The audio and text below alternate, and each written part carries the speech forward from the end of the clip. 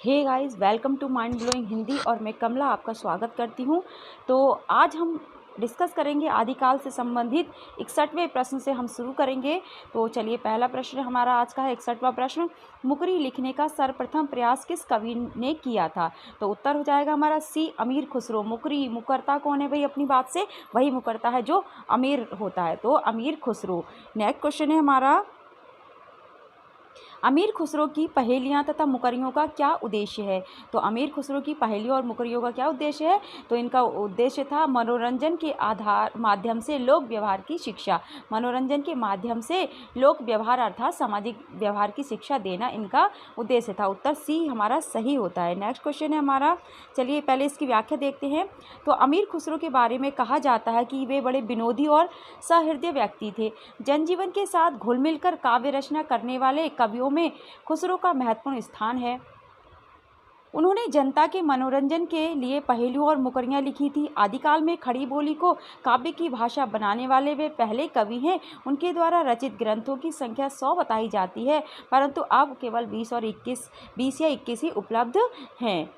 Next question देखते हैं, आदिकाल में पहेलियों और मुकरियों की रचना करने वाले कवि कौन थे? तो आदिकाल में कौन थे? अमीर खुसरो। मैंने बताया था कि मुकरता कौन है, अपनी बात से कौन मुकर जाएगा? अमीर खुसरो। तो हम इसको इस तरह से याद रख सकते हैं। नेक्स्ट क्वेश्चन है हमारा, निम्न में से कौन शिलांकित कृति है? शिलांकित यानी कि शिला अर्थात पत्थर पर लिखी हुई कृति कौन सी है? तो ये हो जाएगा हमारा ऑप्शन बी सही, राहुल वेल। तो राहुल वेल एक शिला पर लिखी हुई कृति है। अब इसकी देखते हैं व्याख्या हम इस प्रश्न की। तो शिलांकित कृति राहुल वेल है, यह गद्य पद्य मिश्रित चंपू काव्य की प्राचीनतम हिंदी कृति है। इसकी रचना राहुल नायिका के नखशिख वर्णन के प्रसंग में हुई। आरंभ में कवि ने राहुल के सौंदर्य का वर्णन पद्य में किया और फिर गद्य का प्रयोग इन्होंने किया। देखिए, राहुल नाम की एक नायिका थी और उसकी सुंदरता का यानी कि सिर से लेकर पैर तक की उसकी सुंदरता का वर्णन किया कवि ने, और पहले उसको पद्य में लिखा और फिर गद्य का प्रयोग किया। इस कृति के रचयिता रोड़ा नामक कवि को माना जाता है। राहुल से हिंदी में नखशिख वर्णन की श्रृंगार परंपरा आरंभ होती है। इसकी भाषा में हिंदी की 7 बोलियों के शब्द मिलते हैं। राहुल की जो भाषा है उसमें हिंदी की 7 बोलियों के शब्द मिलते हैं, जिनमें राजस्थानी प्रधान है। चलिए नेक्स्ट क्वेश्चन देखते हैं हम। नेक्स्ट क्वेश्चन है हमारा 65वां प्रश्न, राहुल वेल किस तरह की रचना है? तो अभी हमने पढ़ा था, तो कौन सी रचना है ये? गद्य पद्य मिश्रित चंपू काव्य है। नेक्स्ट क्वेश्चन देखते हैं, निम्नलिखित में से कौन व्याकरण के ग्रंथ के रूप में प्रतिष्ठित है? तो व्याकरण के ग्रंथ के रूप में प्रतिष्ठित है ये है हमारा ऑप्शन बी सही होता है, उक्ति व्यक्ति प्रकरण। ये जो हमारी बुक है ये व्याकरण के रूप में प्रसिद्ध है। नेक्स्ट है हमारा, इसकी व्याख्या देख लेते पहले। उक्ति व्यक्ति प्रकरण व्याकरण के रूप में प्रतिष्ठित है। महाराज गोविंद चंद्र के सभा पंडित दामोदर शर्मा ने 12वीं शताब्दी में इस पुस्तक की रचना की थी। डॉक्टर हजारी प्रसाद द्विवेदी के शब्दों में उक्ति व्यक्ति प्रकरण एक अत्यंत महत्वपूर्ण ग्रंथ है। हिंदी व्याकरण की ओर उस समय ध्यान दिया जाने लगा था, यह भी इस पुस्तक से सिद्ध होता है।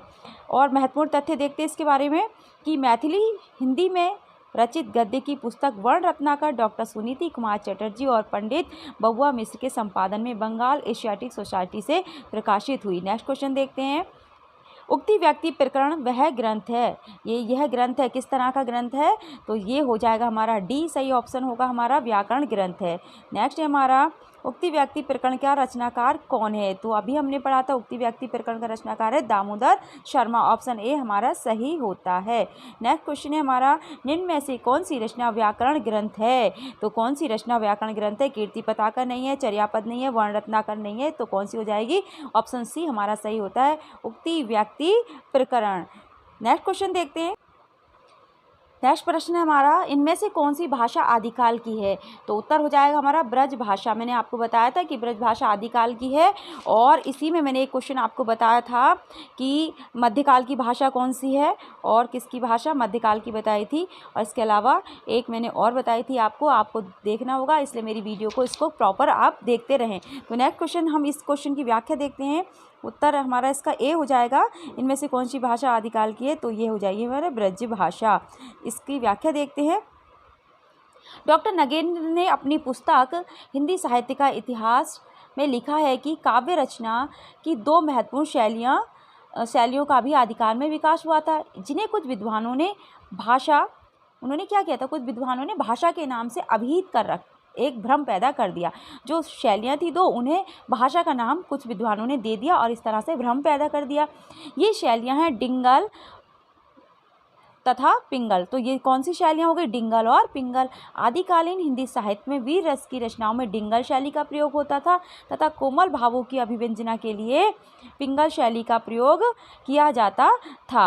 और जब कवि डिंगल शैली का प्रयोग करता था तो वह हिंदी बोलियों के क्या करता था, वो हिंदी बोलियों के कर्कश शब्दों को अपनाता था, किंतु पिंगल शैली के प्रयोग में धीरे धीरे कोमल शब्दावली का विकास हो रहा था। तो लेकिन क्या था, पिंगल शैली कहाँ उपयोग करता था, वो कहाँ प्रयोग करता था कवि, अब देखिए डिंगल का जो प्रयोग करता था तो बोलियों के कर्कश शब्दों को अपनाता था, पिंगल में धीरे धीरे अच्छे से कोमल से मन को अच्छे लगने वाले शब्दों का प्रयोग कवि करता था। पिंगल शैली लोकप्रिय होती चली गई और उसका ब्रज भाषा में विगलन हो गया। पिंगल शैली इतनी लोगों को पसंद आई और वही ब्रज भाषा में मिल गई वो पिंगल शैली।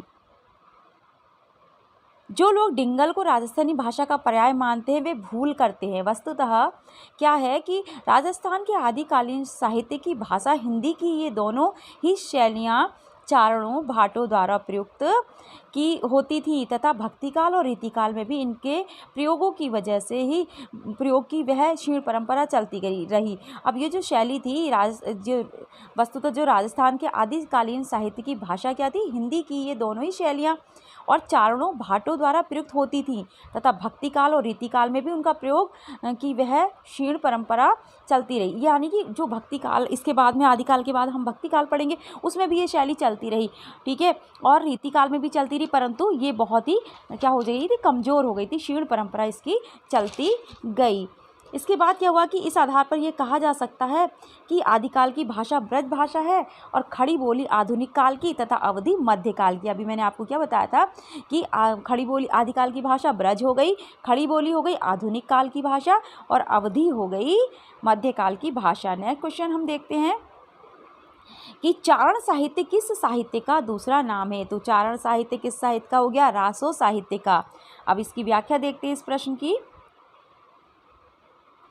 डॉक्टर ग्रियर्सन ने एवं राम कुमार वर्मा ने हिंदी साहित्य के प्रथम काल को चारण काल नाम दिया। मैंने आपको बताया था एक वीडियो में कि ग्रियर्सन कहाँ गिरे, उन्होंने आरंभिक काल को क्या नाम दिया था, ग्रियर्सन कहाँ गिरे, चरणों में गिरे। तो इन्होंने क्या बताया था, ग्रियर्सन एवं राम कुमार वर्मा दोनों ने आदिकाल को चारण काल नाम दिया था। ये दो हैं जिन्होंने प्रारंभिक काल को चारण काल नाम दिया। इस काल में जो राज्याश्रित कवि थे, यानी कि राजाओं पर जो आश्रित कवि थे, राजाओं के दरबार में जो कवि रहते थे, उन्होंने क्या किया, अपने आश्रयदाता राजाओं के पराक्रमपूर्ण चरित्रों या गाथाओं का वर्णन करते थे वो, और बढ़ चढ़ के वर्णन करते थे। यही प्रबंध परंपरा रासों के नाम से जानी जाती है, जिसे लक्ष्य करके इस काल में क्या हुआ, ये परंपरा जो हो गई ये रासों के नाम से जानी जाती है। क्या, अपने राजाओं की वीरता का उनके बारे में बढ़ चढ़कर वर्णन करना, जिसे लक्ष्य करके इस काल को वीर गाथा काल भी कहा गया है। आचार्य रामचंद्र शुक्ल ने इस काल की 12 रचनाओं का उल्लेख किया है जो रासो साहित्य के नाम से भी जानी जाती हैं। इनके प्रमुख हैं विजयपाल रासो, और इन्होंने क्या लिखा, विजयपाल रासो है नल सिंह कृत, ठीक है, नल सिंह कृत, हमीर रासो सारंगधर कृत, यानी कि हमीर रासो किसने लिखी, सारंगधर ने, खुमार रासो दलपति विजय ने, बिसलदेव रासो नरपति नाल और पृथ्वीराज रासो चंद्रवरदाई और परमाल रासो जगनी कृत। ये रचनाएं थीं जो क्या हुआ था कि लिखी गई थी इस समय में, आदिकाल में, और रासो साहित्य की ये रचनाएं थी। तो नेक्स्ट क्वेश्चन देखते हैं।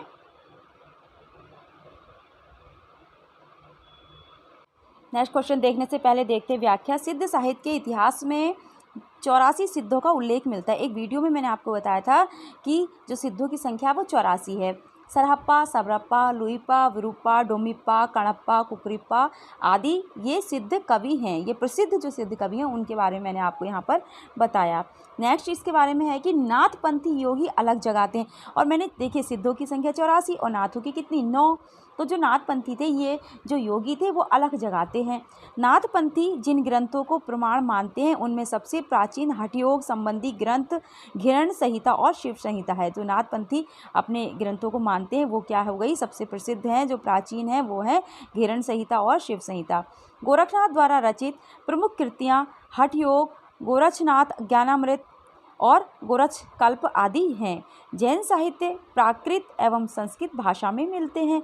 जैन साहित्य जिसे आगम कहा जाता है, इनकी संख्या 12 बताई जाती है। जो आगम की संख्या है वो कितनी हो गई, 12। नेक्स्ट क्वेश्चन देखते हैं, निम्नलिखित में से कौन 84 सिद्धों में नहीं है। अभी मैंने पा वाले बताया आपको, बिरुप्पा, कणप्पा, कुकरिप्पा, तो ये सब क्या है, 84 सिद्धों में से हैं, परंतु सारंगधर 84 सिद्धों में से नहीं है। तो ऑप्शन सी हमारा सही होता है।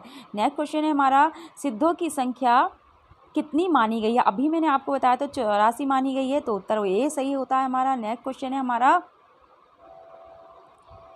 आदिकाल में किस प्रकार का साहित्य लिखा जा रहा था। तो आदिकाल में क्या कौन सा लिखा गया, ये हमारा सही होता है। जनजीवन से हटकर राजाओं की वीरता का अतिरंजित वर्णन, उन्होंने अतिरंजित अर्थात बढ़ चढ़ के उन्होंने वर्णन किया था। नेक्स्ट है हमारा क्वेश्चन, रासो ग्रंथ किस भाषा में लिखे गए। तो रासो ग्रंथ किस भाषा में लिखे गए, तो उत्तर बी हमारा सही होता है, ब्रज भाषा। मैंने आपको बताया था कि जो आदिकाल की भाषा है वो कौन सी है, ब्रज भाषा है।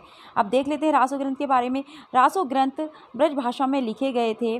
डिंगल पिंगल शैली इनकी थी, क्या थे, डिंगल पिंगल शैलियाँ थी। राजस्थान की जनश्रुति अनुश्रुति या परंपरा के अनुसार पृथ्वीराज रासो की रचना ब्रज भाषा में हुई। तो पृथ्वीराज रासो की भाषा कौन सी है, ये है हमारी ब्रज भाषा। देखते हैं नेक्स्ट प्रश्न। नेक्स्ट प्रश्न है हमारा, वीर गाथा कालीन रासो काव्यों में निम्नलिखित में से किस विषय का वर्णन नहीं है। तो इसमें देखिए, आशयदाताओं का रंजनापूर्ण वर्णन ये भी है, इतिहास और कल्पना का सम्मिश्रण ये भी है, कृष्ण लीला का प्रतिपादन नहीं है, कृष्ण लीला का वर्णन नहीं हुआ था, और युद्धों का सजीव एवं गत्यात्मक वर्णन भी हुआ। तो ऑप्शन सी हमारा सही होता है। इसकी व्याख्या भी देख सकते हैं, यहाँ पर व्याख्या में भी आपको यही दिया है कि जो रासो काव्यों में कृष्ण लीला का प्रतिपादन नहीं किया गया, अर्थात कृष्ण लीला का वर्णन नहीं किया गया था, और बाकी सारे काम हुए। उन्होंने आश्रयदाताओं का बढ़ चढ़ के बढ़ाई की थी अपने काव्य में, और इतिहास की कल्पना का मिश्रण भी किया, और युद्धों का वर्णन भी किया। नेक्स्ट क्वेश्चन हम देखते हैं, हिंदी साहित्य के 700 से 1400 ईस्वी के काल को गिरिशन ने क्या नाम दिया। तो गिरिशन ने क्या दिया था, चारण काल। गिरिशन ने आदि प्रारंभिक काल को क्या नाम दिया था, चारण काल। देखते हैं प्रश्न की व्याख्या, हिंदी साहित्य के 700 से 1400 ईस्वी के कालखंड को सर जॉर्ज ग्रियर्सन ने चारण काल का नाम दिया। वे इसका प्रारंभ 640 ईस्वी के आसपास स्वीकार करते हैं, परंतु एक नोट यहाँ पर लिखा हुआ है,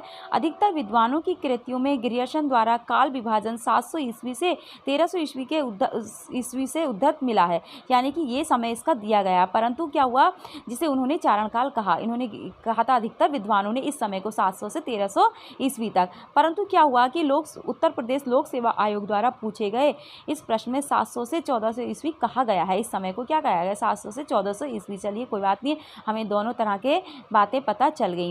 नेक्स्ट क्वेश्चन है, बीसलदेव रासो में किस शैली का प्रयोग किया गया है। उत्तर सी सही हो जाएगा हमारा, गे शैली का, अर्थात ये गाकर, ये इसके बारे में गाकर बताया गया है। नेक्स्ट, अब इस क्वेश्चन की व्याख्या देखते हैं हम। बीसलदेव रासो मूलतः गे काव्य था, अतः इसके रूप में परिवर्तन होता रहा है।